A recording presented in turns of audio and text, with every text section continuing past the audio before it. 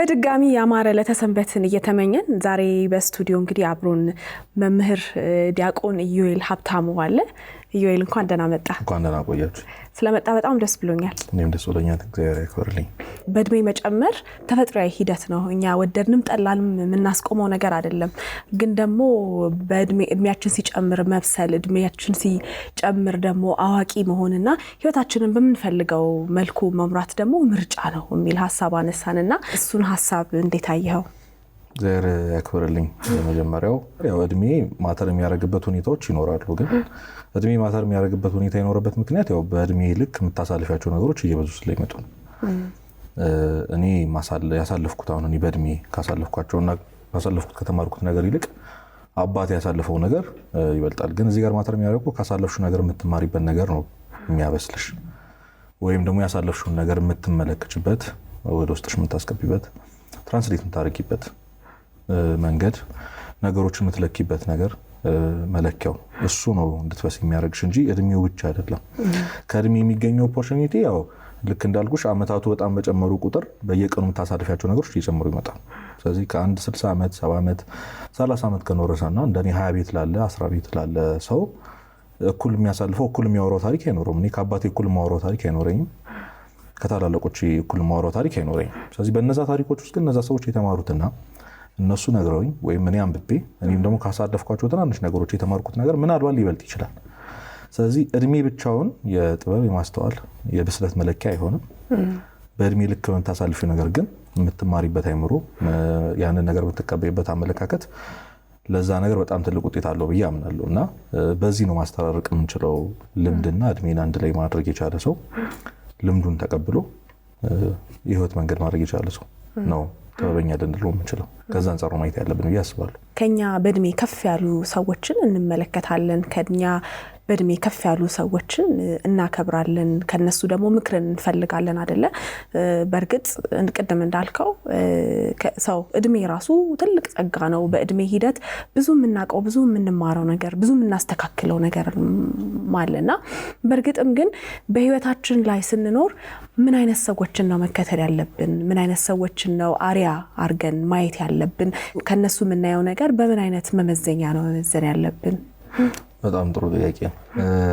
አይ ቲንክ በጣም ብዙ ሰው በህይወት ያለን ሰው ማለት አሁን እዚህ በሚጋበዙ በጣም ፌም ባላቸው ብዙ መጽሐፍ በጻፉ ሰዎች እንዲሁም አሁን ሶሻል ሚዲያም ሊሆን ይችላል፣ ብቻ በየትኛውም ያየናቸውም ሰዎች በተለይ አሁን በህይወት ላሉ ሰዎች ከሚያወሩት ነገር አንጻር ብዙ የምንቀበለው ነገር አለ። ግን እኔ ቤተክርስቲያን እንዳደገ ሰው ደግሞ ብዙ ጊዜ ምክር የምንቀበለው የህይወትን መንገድ ማፕ ተደርጎ ይወጣልን በቅዱሳን ታሪክ ነው። ያ ማለት እነሱ ዊነር ስለሆኑ ነው።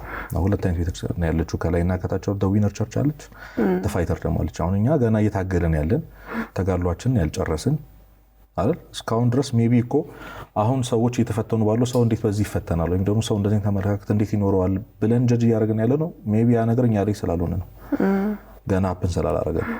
ምን ጋራንቲ አለን ካልሽን ምንም የለን። ነገ ወጥተሽ አካል ጉዳተኛ እንደማትሆኝ፣ ነገ ወጥተሽ አይምሮሽ እንደማይታመም፣ ነገ ወጥተሽ ብዙ ሰዎች የምትወጃቸውን ሰዎች በሞት እንደማታጭ፣ የሆነ ነገር ሉዝ አድርገሽ ለእግዚአብሔር ያለሽ አመለካከት፣ ለራስሽ ለህይወት ያለሽ አመለካከት እንደማይቀየር ምንም አይነት ጋራንቲ የለሽም።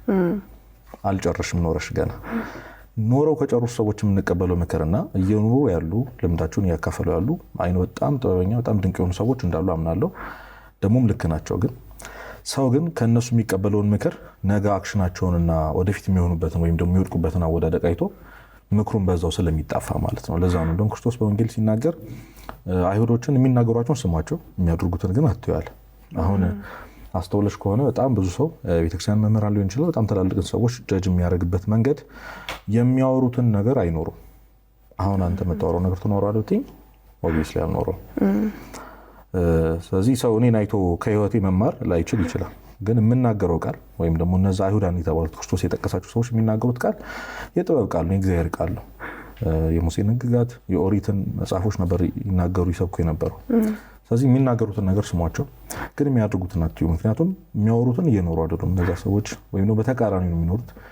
ወይ ደግሞ የማትጠብቂውን ነገር አይተሻጠቂም። በጣም ከትልቅ ሰው አስተዋይ ነው ከምትዩ ሰው አይደል? በተለይ ደግሞ እድሜያቸው ከገፋ ጥሩ ስልጣን ላይ ጥሩ የትምህርት ደረጃ ላይ ያሉ ሰዎች ያው አሁን ባለንበት ዘመን ደግሞ የአንድ ሰው አስተዋይ ጥበበኛ ነው ደግሞ ትልቅ ሰው ነው ብለን የሚለካበት መንገድ ያው የትምህርት ሲስተሙን ብሬክ አድርጎ ወጥቶ ማለት ከዲግሪም አልፎ ማስተርስ ከማስተርስ ዶክተሬት እያለ የሚሄደው ነውና በእንደዚህ አይነት ደረጃ ላይ ያሉ ሰዎች የማይጠበቅ ነገር ሲያደርግ ሰው ልጅ ሲያይ ያው ጀጅ ያደርጋል። በዛው ከዚህ በፊት የተናገረውን መልካም ነገር ይሽርበታል። ስለዚህ ለዛ ነው አሁን በጣም ጥሩ የሆኑ ምክሮችን ጥሩ የሆኑ አስተያየቶችን ለህይወታችን የሚጠቅሙ ነገሮችን በተሰበከባቸው ሰዎች ጀጅ ስለምናደርግ በህይወታቸው ስለምንመዝነው ሰው አይቀበልም። ስለዚህ ከማን ነው መስማት አለብን ከተባለ ዊነር ከሆኑት ያንን የተናገሩትን ነገር ድል አድርገው የጨረሱት ከቅዱሳን ታሪክ ነው መማር አለብን ብዬ ማስበው። ቤተክርስቲያን ደግሞ ማፕ አውጥታለናለች። በጣም በቃ ማኑዋል እኮ አለ ህይወት። በጣም የሚገርምሽ እኛ ስለማናነብ ነው ሰው መጽሐፍ ቅዱስን ቢያነብ በጣም ነው የሚደነቀው። መጽሐፍ ቅዱስ ስለማናነብ ነው። እና እያንዳንዱ ከተሳሱት ስህተት ካደረጉት ድል ከሁሉም ተጠቅሶልናል። እና በኦሪት የነበሩት ነቢያት እነ ቅዱስ ዳዊትን ምናምን ስታይ የተጻፈው እያንዳንዱ ህይወታቸው መስመር ድላቸው ብቻ አይደለም፣ ህይወት እንዴት እንዳሸነፉ ሰለሞን እንዴት ጥበበኛ እንደነበር ብቻ አይደለም የሚጻፈው፣ እንዴት ኃጢአተኛም እንደነበር፣ እንዴት እንደወደቀም፣ እንዴት እግዚአብሔር እንዳሳዘነም ተጽፏል። ዳዊት እንግዲህ ልብ አምላክ የተባለ ሰው ነው። የእግዚአብሔር ልብ እስከመባል ድረስ የደረሰ እነዛን መዝሙራት የጻፈ በጣም ጠቢብ ድንቅ ቅዱስ የሆነ ንጉስ ነበር አይደል? ከልጅነቱ ጀምሮ በጥበብ እግዚአብሔር ያሳድጉት ጎልያድን እስኪጥል ድረስ ብቻ ያሳልፈው ነገር በደንብ እናውቃለን። ግን በዛ መሀል ደግሞ የወደቀበትን ኃጢአትም ተጽፎልናል። ስለዚህ እነዚህ ሰዎች ውድቀታቸውም ተጽፎልናል፣ ድል ያደረጉበትም ደግሞ በጣም የተሻለ ህይወታቸውም ደግሞ ተጽፎልናል። ማፕ ነው ማለት ነው መኖር ያለባችሁ ነው። ከምንም ነገር በላይ ደግሞ አዲስ ኪዳን መጥቶ ክርስቶስ የሰው ልጅ መኖር ያለበት እንደዚህ ነው ብሎ 33 ዓመት ከ6 ወር ኖሮ አሳይቶ ነው ይላል። እሱ በምንም ነገር ተሰናክሎ በኃጢአት ወድቆ ማያውቅ ፍጹም ስለሆነ ማለት ነው። ስለዚህ እኔ መማር አለብን ብዬ ካሰብን እንደው መማር ካለብን ምክር መቀበል ካለብን አሁን ደግሞ ከረንትሊ ከነዚህ ሰዎች ከነዚህ ቅዱሳን በተለይ ደግሞ ከክርስቶስ ህይወት እና እሱን መስለው ለመኖር በጣሩ ሰዎች ነው መሄድ ያለብን። ቤተክርስቲያንም አባቶች የሚያስተምሩት እኔ ነኝ እያሉ አይደለም። የትኛውም ሰባኪ እኔ ነኝ አይልም። የሆነ ቅዱስ የጠቀሰ እንደ ገሌ እንደ ቅዱስ እንትና እየተባልን ያደግነው እኛም። እና ምክርን ስለመቀበል ሳስብ እኔ ማስበው ወደፊት ሊሰናከል ይችላል ብለሽ የማትሰጊለት ቢወድቅ ከሱ የማይጠበቅ ነገር ብታይ ከዚህ በፊት ከሱ የሰማሽውን ምክር ካንሰል አድርገሽ በቃ ነገር ልክ አይደለም ነገሪ ነው እንደዚህ ነገረኝ ብለሽ የማትፈሪለት ሰው ያ ማለት በዚህ ምድር ሞቶ በሰማይ የተነሳ ህይወቱ ለምንም ነገር ምስክር መሆን የሚችሉ ደግሞ ቅዱሳን ህይወት እሱ ይሆናል ያስባለሁ።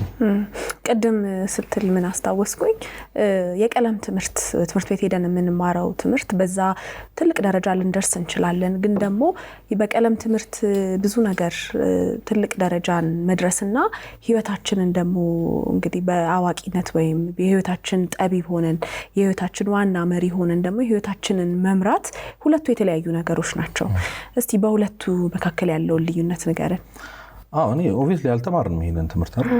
ከልጅነታችን ጀምሮ እስከ 12ም ግቢም ገብቶ ሰው ሜቢ አሁን ሳይኮሎጂ የተማረ ሰው ምናልባት ከሰው ጋር መኖር እንዴት መሆን እንዳለበት ሶሺዮሎጂ ምናምን የተማሩ ሰዎች ሊገባቸው ይችላል። እሱም ከ12 በኋላ ባለው ጊዜ ነው እንጂ እስከዛ ድረስ እኔ ባለኝ ኤክስፒሪየንስ እንግዲህ አንድም ቀን ከሰው ጋር ያለን ኮንፍሊክት እንዴት መፍታት እንዳለብን፣ ጭንቀት ሲያጋጥመን፣ ዲፕሬሽን ውስጥ ስንገባ፣ ተስፋ ስንቆርጥ አይደል ምንም አይነት ችግር ውስጥ ስንገባ እንዴት መውጣት እንዳለብን የሚያሳይ ሲስተም ነው ብዬ አላምንም።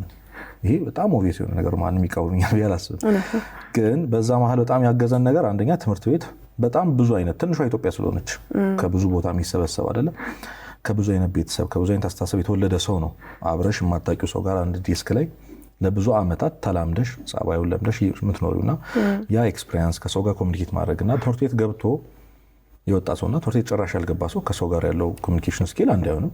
አንደኛ አይደል ኮንፊደንሱ ለምሳሌ እነዚህ የመሳሰሉ የምናገኛቸው ጥቅሞች አሉ። ግን የራሳችን ህይወት ላይ በሚመጡ ካደግን በኋላ በሚገጥሙ ነገሮች እነዛ ነገሮች እንዴት መፍታት እንዳለብን ትምህርት አስተምሮናል ብዬ እኔ አላምንም።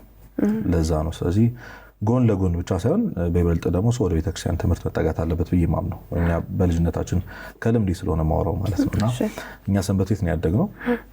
ለምሳሌ ፕሬዘንቴሽን የትኛውን ቦታ መጠየቅ ትችላለሽ። ሰንበት ተማሪ አይከብደውም።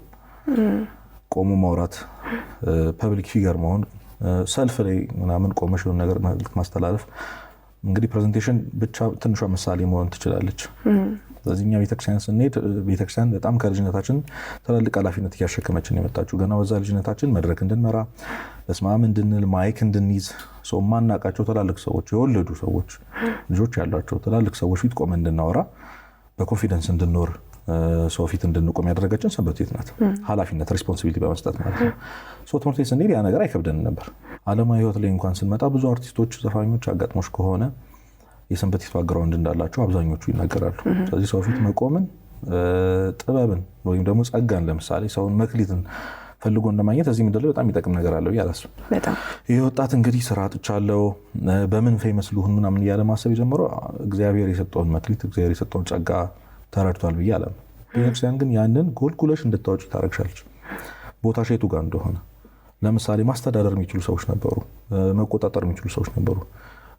በስነ ልቦና ደግሞ ሰዎችን ፖላይትሊ ትሪት እያደረጉ እንግዶችን መቀበል የሚችሉ ነበሩ። አሁን እኛ አባላት ጉዳይ ነበርና አባላት ጉዳይ የመጡትን አዲስ ተማሪዎች የሚቀበላል፣ አባላትን ይቆጣጠራል።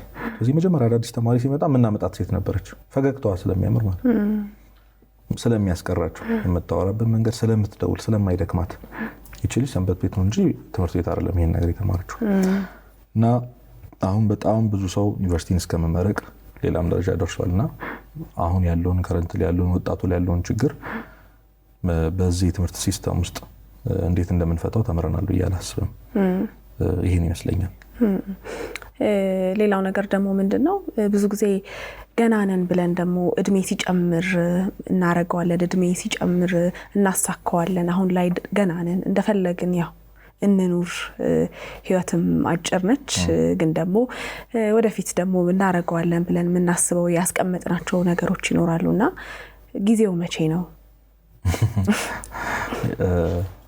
ነገ የምትባል ቃል ወይም ደግሞ ቀን ኤግዚስት አታደርግም። ኦልዌይስ ማንም አያውቅም። ነገ የሚባል ነገር ማንም ቃል አልገባልም። ሰው እኔ ለምን አንዳንድ ሰው የዛሬ 5 ዓመት ምንድነው ፕላንህ ምናምን ይላል። ጽፈሽ ታውቂያለሽ? የዛሬ 5 ዓመት እንደምሆን ፈልገው የዛሬ 10 ዓመት ያው እንደ ሰዎች እናቅዳለን አይደል? ማቀድ መጥፎ ነው እያልኩኝ አይደለም፣ ግን የምታቅድበት የሚታቀዱና የማይታቀዱ ነገሮች አሉ። እሺ በዚህ መከፋፈል ይችላል። ድሮ እንደው በጣም ያረጁ ሰዎች ነበር የሚሞቱት ምናምን ብለን እናስብ። ግን አሁን እንደ ወጣት በጊዜ እንዳለ ሰው እውነት ተመርቆ አረፈ፣ ከተመረቀ ሳይመረቅ ምናምን የሚባል በጣም አሳዛኝ ነገሮች እየሰማን ነው። ልጆች ወጣት ሆነውና ከዚህ በላይ ምንም ምስክር የለም። እና ሰውን የሚያኖረው ሞት ኤግዚስት ማድረጉ ይመስለኛል። ላይፍን ቦሪንግ ያላረጋት ሞት ነው። ለምን ጊዜ የለም የሚለው የሚያጣድፈው ነገር ማለት ነው። ሁሌም ቢሆን ጊዜ የለም። እና በጣም ሰዎች ብዙ አጋጣሚ ሰምተናል። እንግዲህ እውነት ለሞት የሚያጋልጡ የማይመስሉ ነገሮች የገደላቸው ጥንብ ሰዎች አውቃለሁ። እኔ በቆሎትነት የሞተ ሰው አውቃለሁ እኛ ሰፈርና ምንድን ነው ማለት ማን ቃል ገብቶልን ነው? ያን በጣም ትልቁ ጥያቄ እሱ ነው። ማን ነው ነገ አለ ያለ? ማን ነው የዛሬ ዓመት ትኖራለህ ያለ? ያለ የለም። ብዙ ሁላችሁም ተዘጋጅታችሁ ኑሩ ተብለናል። ስለ ነገ አትጨነቁ፣ ስለ ነገ አታስቡ፣ ነገ ስለ ራሱ ያስባል ተብሏል። ነገ ራሱ ስለ ራሱ ይጨነቃል ተብሏል። እና እናረጋለን ብለን የምናስባቸውን ነገሮች ሳናረግበት ሳያልፍ እኛ ቀድም የምናልፍበት ጊዜ እንግዲህ በጣም ቅርብ ነው። ብዙ ምልክቶችንም እያየን ስለሆነ ማለት ነው። እና የሰው ምጽአቱ ሞቱ ይላሉ የኛ አባቶች የሚያልቀው እዛ ጋር ስለሆነ እና በጣም ብዙ ጊዜ የማስበው እኔ አንድ ህይወት ነው ያለችን። እኔ ይሄ እንዴት እንደማስረዳቸው አላውቅም። አንድ ህይወት ነው ያለችው ላይክ ማለት መቼም አትደገምም ህይወት። እሺ እስከዛሬ እስከ 20 እስከ 30 ምናምን ያለውን አባከን ነው እንበልሽ፣ ወይም ደግሞ እንድንኖር በተፈለገበት መንገድ ቤተሰቦቻችን ሊሆን ይችላል ማህበረሰቡ በመራን ልክ ኖረናል። አሁን ግን እግዚአብሔር በተሰጠን አይምሮ የሆነ ነገር ልክ ያልሆነ ነገር እንዲማ አይደለም ህይወት እያልን ያለ ነው አይደል? በጣም ብዙ ነገር እየሞከርን የተሳካልን አይደለም። ይሄ በጣም አሳማኝ ነው ብዬ አስባለሁ። እንደ ምሳሌ እኔ ሁሌ የሆነ ጊዜ ክሊክ ያደረገልኝ ጌም ስንጫወት ልጅ ያለን ተዝሚልሽ ከሆነ ልብ ያላቸው ነፍስ 3 እድል ያላቸው ምናምን ጌሞች አሉ። በጣም ብዙ ጊዜ 3 እስካለ ድረስ ምንም ለመውደቅ አትፈሪ። እዛው ከቆምሽበት ስለሚያስጨምር የመጨረሻዋ ልብን ግን እንዴት ነው ተጠንቀሽ መተጫወች እና እዛ ላይ ያለን ይመስለኛል። ቁጭ ብሎ ላሰበው ሰው አንድ ህይወት ብቻ ነው ያለችኝ የምትለዋ በጣም ብዙ ነገር ለመስራት ድራይቭ የሚያደርግ ይመስለኛል። እና አይነህን ጠዋት ስገልጥ ሰርፕራይዝ መሆን ያለብኝ ከእግዚአብሔር 2 ስጦታዎችን ተቀበልኩ በል ይላል አንድ አባት። እሱም 2ቱን አይኖቼ ነው። እና አይንሽን ጠዋት መግለጥ በዛው የቀረ በጣም ብሷል። አንድ አባት ደግሞ ሁልጊዜ በምሽት ወደ አልጋው ሲሄድ አያንቺ አልጋዬ ነገ የሬሳ ሳጥኔ እንደማትሆኝ በምን አውቃለሁ ብሎ ነው የሚታየው። እንቅልፍ ማለት እንግዲህ ትንሹ ሞት ነው። ምንም ራስሽን አታውቂም። እውነት ነው። እና የሞቱ ሰዎች እንደው እግዚአብሔር ነፍሳቸውን ይማሩ ሁሉንም። እውነት በአደጋም በድንገተኛም በህመም ያረፉ ሰዎች ሰደንሊ አይናቸውን ገልጠው ወይ አሟቸው ከሆነ ሰፈሪንግ በኋላ አይናቸውን ጨፍነው ሲገልጡ እነሱ ኤክስፔክት የሚያደርጉት እዛው ሆስፒታል ወይ እዛው መኪና ላይ ኦር ሰምቲንግ የነበረው ቦታ ላይ ነው። አይናቸውን ሲገልጡ ግን የእግዚአብሔር የፍርድ ዙፋን ፊት ነው የሚያገኙት ራሳቸው። ስለዚህ ምንም አይነት እድል የለም ከዛ በኋላ እና ሞት አይደለም የሚያስፈራው፣ ሞት መቼ እንደሚመጣ ለማወቅ የሚያስፈራው ጊዜውን አለማወቅ። አስተማሪ ፈተና አለ ሲልና ኪውዝ አለ ሲል ይለያያል። በጣም ነው የሚለያየው። የምትዘጋጅበት መንገድ ይለያያል። የዛሬ 2 ሳምንት ፋይናል አለ የተባለ ተማሪና ኪውዝ አለ የተባለ በዚህ ሳምንት ኪውዝ አለ ነው ያለ ሰው ተባለ ሰው እኩል አይዘጋጅም። ያኛው ጊዜ እንዳለው። ስለዚህ እኛ ሁሌም ጊዜም ኪውዝ ተፈታኞች ነን። ሞት ኪውዛችን ነው። ተዘጋጅተን መኖር አለብን ብዬ አስባለሁና ማድረግ ያለብን ነገር አሁን ማድረግ አለብን። ማድረግ ያለብን ግን ለወደፊት ህይወትም የሚጠቅመን ነው፣ ለዘላለም ህይወት ማለት ነው እና ሞኝነት ነው ብዬ አስባለሁ። ለዚህ አንድ ምሳሌ ልስጥ እንዳላበዛ። አንድ ንጉስ እዚህ በረት ውስጥ ትንሽ ጠብቀኝ አንተ አሁን ባለህበት ሊሸት ይችላል ምናምን ከእንስሳት ጋር ግን ቤተመንግስት እየሰራሁልህ ነው ለዘላለም የሚሆንን ሁልጊዜ የምትኖርበት ቤተመንግስት እየሰራሁልህ ነው ቢባል አንድ 15 ቀን አይታወቅም ግን ስጨርስ እነግርሃለሁ ቢባል ታግሱ ይጠብቃል። አሁን ካለው ህይወት ያኛው ስለማይብስ ማለት ነው። ሽታውንም ምኑንም ክርፋቱንም መከራውንም መራቡን መጠማቱንም ትንሽ ይጠብቃል ሁሉም ሰው። ከዛሽ ቤት ላለመውጣት ይጥራል። ምኑን እያሰበ ከዛ በኋላ የሚኖረውን ድሎት ምቾት በቤተ መንግስት መኖሩን እያሰበ ተስፋ ስለሚሆነው ማለት ነው። እኛ ክርስቲያኖች እንግዲህ መንግስተ ሰማያት የተባለች ተስፋ አለች። በልብ ታስባ በአይን አይታ ታይታ በጆሮ ተሰምታ ማታውቅ እግዚአብሔር ያዘጋጀልን ማለት ነው እና በጣም ብዙ ወጣት እኔ አንድ ቃል ሲጠቀም አውቃለሁ፣ እሱም ደክሞኛል። ደክሞሽ አያውቅም? ይደክመኛል። በጣም የሆነ ሳለ ኤግዞስትድ እንሆናለን እና የሆነ ነገር ስቶፕ ቢሆን ፖዝ የሚያደርግ ሪሞት ቢኖርና እንላለን ሰው በቃ ፖዝ ባደረግ ፊል ባደረገው እንቅልፌን ለምሳሌ ዲፕረስድ ከሆኑ ሰዎች ምልክታቸው አንደኛ ወይ ለረጅም ሰዓት አለመተኛት ነው ወይ ለረጅም ሰዓት መተኛት ነው ካስተዋልሽ። እና በጣም ቦርድ ስትሆኚ ህይወት ሲደክምሽ ምናምን ለረጅም ሰዓት የምትተኚው ሪያሊቲውን መሸሽ ስለምትፈልጊ እኮ ነው። ስትነቂ ያለውን ህይወት ፌስ ማድረግ አትፈልጊም። ክፍለ ሀገር ወይ የሆነ ቫኬሽን ሄደሽ የመጨረሻዋ ቀን ስትደርስ ማታ የሚሰማሽ ስሜት ወይ ደግሞ እሑድ ማታ ለሰኞ ጠዋት አብዛኛው ኢትዮጵያዊ ይሄን የሚሰማው ብዬ አስባለሁ አልቋል። ምንድን ነው የሚጠብቀኝ እዛ ስሄድ ወደ አዲስ አበባ ስመለስ ወደ ስራ ቦታ ስመለስ አይደል ያ ደክሞኛል እና ከዚህ ማረፍ አትፈልግም ወይ ነው የሚያሳርፍህ ነገር አለ። ለዛ ደግሞ ምንም አይነት ኮስት የለም። ንስሐ ኮስት የለውም። የክርስቶስ ስጋና ደም መቀበል ኮስት የለውም።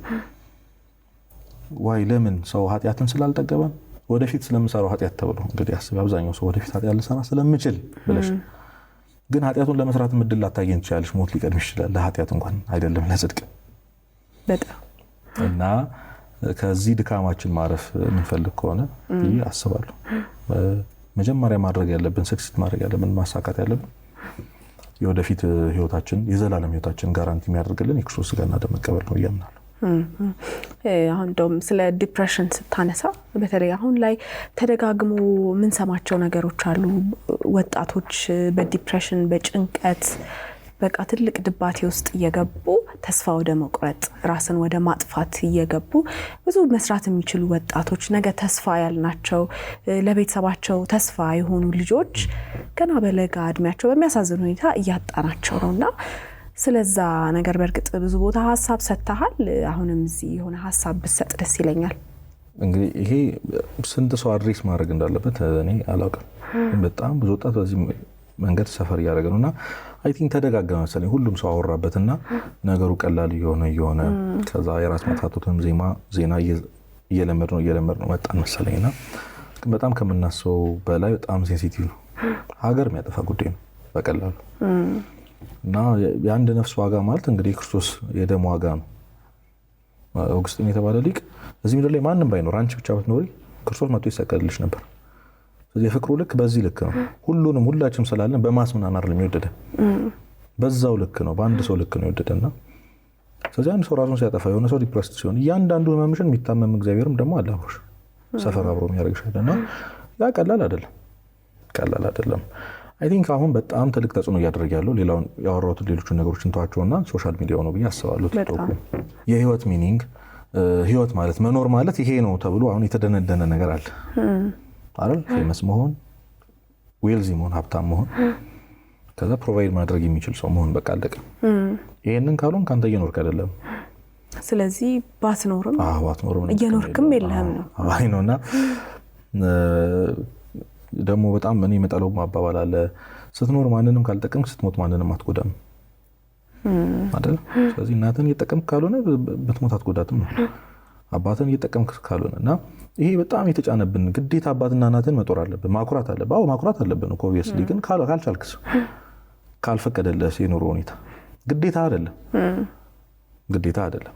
ይሄንን ብዬ ነው ማምነው። እኔም እንደዛ ነው ማምነው። የሚገርምህ ነገር አስተዳደጋችን ላይ እንደ ብዙ ሆነን ስናድግ ለወደፊት ያው አድጌ ሰርቼ እናቴን አባቴን ጦሬ ለእናቴን አድርጌ ለአባቴን አድርጌ ተብለን ስለምናድግ የዛ ጫና ይመስለኛል በኋላ ላይ ያንን ነገር ካላሳካን በርግኛ ሙሉ ሰው እንዳልሆነ እንዲሰማን አይነት ስሜት ውስጣችን ይቀራልና አሁን ላይ ሆኜ እኔ በርግጥ ሳስበው ምናልባት እንደ እናትም እንዴት ነው የምታስቢው ብለህ ብትጠይቀኝ ልጄን እኔ ነኝ አይደል ፈልጌ ፈቅጄ ያመጣሁት እንጂ ለነገ ጠዋት ልጄ ይጦረኛልና እስቲ የሆነ ሰው አምጥቼ የሚጦረኝ ሰው ላብቃ ብዬ አይደለም ማመጣው።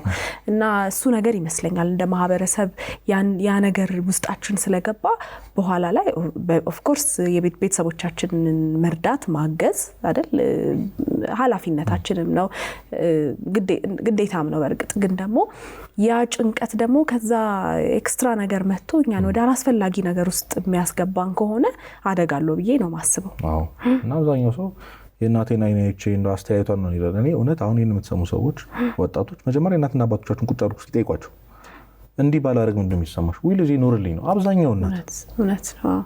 እና የሆነ ሰይጣን ነው በቃ ጭንቅላትሽ ላይ የሆነ ነገር እየፈጣጠረ የእሷን አስተያየት ዛሬም የኔን ሽሮ ትበላለህ እንዳለችህ እንዲሰማ የምታደርገው ሰይጣን ነው፣ ሌላ ሀሳብ ነው እንጂ እሷ አይደለችም።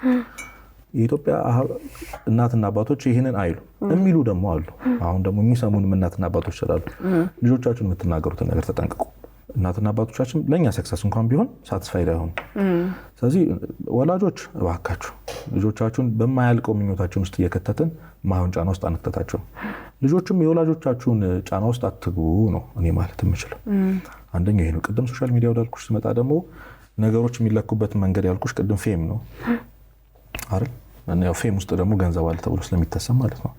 ከፌም በኋላ በጣም ብዙ ሰዎች በየሆነ አይነት ቪዲዮ ድንገት በቀረጹት ቪዲዮ በጣም ቫይራል ይወጣሉ፣ ማስታወቂያ መስራት ይጀምራሉ ምናምን። አሁን የምናውቀው ፓተርን ማለት ነው። በጣም ብዙ ሰዎች ደግሞ አሁን ከሰውነት ክብር ዝቅ ሲሉ እያየን ነው አይደል? በጣም ብዙ ወጣቶች ለምን ካልሽኝ ሰዎች እንዳያውቋቸው ቫይራል ደግሞ እኔ ከምንም ነገር በላይ በእግዚአብሔር ዘንድ እንደመታወቅ እኮ ትልቅ ፌም እኮ የለም ከብዙ ህዝብ ይልቅ። እና የሴሌብሪቲዎች ሴሌብሪቲ መሆን በጣም ትልቅ ነገር ነው አይደል? ለምሳሌ በጣም እናደንቃቸው ሰዎች የሚያደንቁት ሰው ቢኖር ያ በጣም በቃ ያንን ሰው መሆን ትመኛለሽ ብቻ። እነዛ ሰዎች ሁሉ የሚሰግዱለት፣ የሚያመልኩት፣ የሚገዙለት፣ የሚያበላቸው፣ የሚያጣጣቸው፣ የሚመግባቸው፣ የሚያለብሳቸው፣ የሚያኖራቸው እግዚአብሔር ያውቃል። አንተን ምን ትፈልጋለህ ከዚህ በላይ? እውነት በእግዚአብሔር ከመታወቅ በላይ ምን አለ? የእግዚአብሔር ቫልዩ ስላልገባን አንድ በጣም የምንወደው ትልቅ ዘፋኝ የሆነ ሰው ደውሎ ምናምን አንቺን ቢያወራሽ ልደነግጥ ይችላል። ደውሎ ነው ቢያወራኝ እንዴት ነው ምናምን እንዴት አወቀህ አይደል? ህዝቡ ሳያውቅ ያ ሰው ያ በጣም የምታደንቂው ሰው አንቺን ስላወቀሽ የሚያደንቅ ይችላል። እኔ እግዚአብሔር ያውቀኛል፣ እግዚአብሔር በስሜ ያውቀኛል። እያንዳንዱን መንገዴን እያንዳንዱን መውጣት መግባት የሚጠብቅ እግዚአብሔር አለና ከዚህ በላይ ምን አለ? እና ሁሉ የምናገረው ነገር አለ። እስኪ እግዚአብሔር ጋር ቫይራል ይውጣ። እውነት ከምታረገው ከምትኖረው ለሰዎች በምታረጋቸው ነገሮች ተደብቀ ክፍል ውስጥ በምታረገው ነገር ውስጥ በሰማይ ያሉ ያሸነፉ አይደል ያሉ ሰዎች እስኪ ይነጋገሩ በቅዱሳን። እንደዛ የሚያደርግ ይወጣለን። መለኪያው ይሄዳል። ማንንም ባያቀን እግዚአብሔር ያቀናል፣ ማንንም ባይወደን እግዚአብሔር ይወደናል። እንደ በቃ ስለምትወሉ ስለምትጠጡ ነገር አትጨነቁ ብሏል። ቃል ገብቶልናል። ያደርገዋል ደግሞ ያን እና ሰው ለምን እንደማያምን አላውቅም። በጣም ብዙ የማያልፉ መስሎ የተሰማን ያለፉ ቀናቶች አሉ። ሁሉም ሰው አልፏል ይህንን ቀን። አዲስ ችግር ሲመጣ ልክ እንደዛኛው ቀን ይጨነቃል። ያውቃል እኮ እንደሚያልፍ፣ ግን አሁንም ይጨነቃል፣ አሁንም ያሳስባል። እና ነገሮችን ለእግዚአብሔር መስጠት አደራ ማለትን መልመድ አለብን። አንድ ምሳሌ ብቻ ልስጥ እዚህ ጋር። ልጅ እያለን ትዝ የሚልሽ ከሆነ ትምህርት ቤት እየተማርን ወይኔ ገብቼ ምሳ የምበለው ምንድን ነው ምናምን የሚል ተማሪ የለም። ወይኔ መክሰስ ምንድን ነው የምበለው ዛሬ ምናምን። ሜይ ቢ በአንዳንድ ሁኔታ ውስጥ ያደጉ ወጣቶች ሊኖሩ ይችላሉ፣ ሁሉንም ማለት አይደለም፣ አብዛኛው ግን። ምክንያቱም የማይጨነቅበት ምክንያት ምንድነው? እናትና አባትሽ ፕሮቫይድ ስለሚያደርጉልሽ ነው። አያሳስብሽም፣ ጭንቅላት ውስጥም የለም የቤት ኪራይ፣ ቤት ውስጥ አስቤዛ ምናምን የሚሉ እናትና አባቶቻቸውን ከልጅነታቸውን እያገዙ በአንዳንድ ችግር ከነሱ ውጪ ነው ማለት ነው። ይሄን ጀጅ ማድረግ ስለማልችል ማለት ነው። ካደግሽ በኋላ ግን ራስሽን ችለሽ ከወጣሽ በኋላ ራስሽን ስትከራይ ምናምን እያንዳንዷ ነገር ያሳስብሻል። ለምን? እነዛ ፕሮቫይድ ያደርጉልሽ የነበሩ እናትና አባቶች አሁን አጠገብሽ ስለሌሉ። ስለዚህ ያኔ ፕሮቫይድ ያደርግልሽ የነበሩ እናትና አባቶችም ደግሞ አልነበሩም። ለእነሱ የሚሰጣቸው የነበረው እግዚአብሔር ነው። ስለዚህ ትናንት የነበረው እግዚአብሔር ዛሬ የት ሄዶ ነው? ገብቶሻል? በአንዳንድ ነገር ውስጥ እናምን የነበረው እግዚአብሔር እንዳለ ስለምናምን ነው። ለዛ ነው ጭንቀት ማለት እግዚአብሔር የሚሳነው ነገር አለ ብሎ ማሰብ ነው የተባለው። እና እንጦንስን ሄዶ ሰይጣን ልክ ሲመንን ወጣት ነው አሁን በቃ አርሰ መብላት ትችላለህ፣ አድነ መብላት ትችላለህ፣ አውሬ የሚመጣበት ትታገላለህ፣ ግን የሆነ ቀን ታረጃለህ፣ በረሃ ነህ፣ ብቻህን እና እንዴት ልትሆኑ ብሎ ያስፈራራል። ከዛ ለማስወጣት ነው እሱ። እና የእንጦንስ መልስ ነው በጣም ያስደነቀኝ። ዛሬ ያለው እግዚአብሔር እኮ ነገም አለ አለው። የት ሄዳል? እና ዛሬ ያሳልፋችሁ፣ ዛሬ በልተናል እኮ እኔና አንቺ ምሳ በልተናል። ነገም ማንበላበት ምንም ምክንያት የለም። እግዚአብሔር የከፈተውን ጉሮሮ ሳይዘጋ ያድር የትኛውም ቦታ ላይ ነው መልሽና በብዙ መከራ በብዙ ችግር እናልፋለን። ፋይተር ስለሆን ገና እየታገልን ስለሆን ዊነር የምንሆንበት ደግሞ ፍጹም ሰላም የምናገኝበት ደግሞ ጊዜ ይመጣል። ያንን ማድረግ የምንችለው ዛሬ የምናሳልፋቸውን መከራ፣ ችግሮች፣ ጭንቀቶች እንደወጣት እንደምንም አይነት ሰው የምንቀበልበት አይምሮ ነው የምንቀበልበት አይምሮ ነው። ያንን ከእግዚአብሔር የማያርቀን ከሆነ ከቤተክርስቲያን የማያርቀን ከሆነ ራሳችን እንዳናጣ ሰዎች እንዳናስቀይም የሚነጫነጭ የማያማርር ሰው የማያረገን ከሆነ ነገያችን ተስፋይቶን ምድር ማንወርስበት ምንም ምክንያት የለም። በየትኛውም መንገድ ያለኝ ይበቃኛል ማለት ልመዱ ተብለናል። እና አይ ቲንክ አሁን መሰረታዊ ነገር ያጣ ሰው አይደለም ያለው፣ ኤክሰስ ነገር ነው ያጣው። መኪና ነው ያጣው፣ የራሳችን ቤት ነው ያጣነው፣ ፌም ነው ያጣነው አይደል? ያ ነው በጣም ሰውን ተስፋ ያስቆርጥ ያለውና የህይወት መመዘኛው አሁን ሶሻል ሚዲያ ላይ ያሉ ሰዎች አይደሉም። እንዳልከው የሶሻል ሚዲያ ዓለም ደግሞ የፉክክር ዓለም ነው። በርግጥ ሰው ትክክለኛ የሚኖረውን ነገር አይደለም ሶሻል ሚዲያ ላይ የሚያሳየን። እንደ ወጣት እንደ ልጅ ደግሞ ያ ነገር መለኪያ ወይ መመዘኛ መስፈርት ሆኖ ተሰማንና ሶሻል ሚዲያ ላይ የሚታየው ነገር አሁንም ሁሌም እኔ ማለት የምፈልገው አንድ አይደለም። ሰው የሚኖረውንም አይደለም የሚያሳየን። የሚኖረውም ደግሞ ቢሆን ሁሉ ጊዜ ቁስን እየተከተልን ከሆነ ሰላማችንን ከዛ ጋር አብረን የምንፈልገው አያልቅም አይደል? የሰው ልጅ ፍላጎት እንግዲህ ያው መቼም አያልቅም። በጣም አርጌ ነው የማመሰግነው ዲያቆን ዩኤል ስለነበረን ጊዜ ክብረት ይስጥልኝ። አሜን። ስላካፈልከን ሐሳብ በሙሉ አሁንም በድጋሚ እግዚአብሔር ይስጥልኝ። እግዚአብሔር ያክብርልኝ። አመሰግናለሁ። እስከ መጨረሻው ድረስ ከኛ ጋር ስለነበራችሁ እናመሰግናለን። የምናዘጋጃቸውን አዝናኝ ቪዲዮዎች ማየት ከፈለጋችሁ እዚች ጋር ጠቅ ያድርጉ። ሰብስክራይብ የሚለውን ደግሞ እዚህ ጋር ጠቅ ማድረግ እንዳትረሱ። በቀጣይ ቪዲዮ እንገናኝ።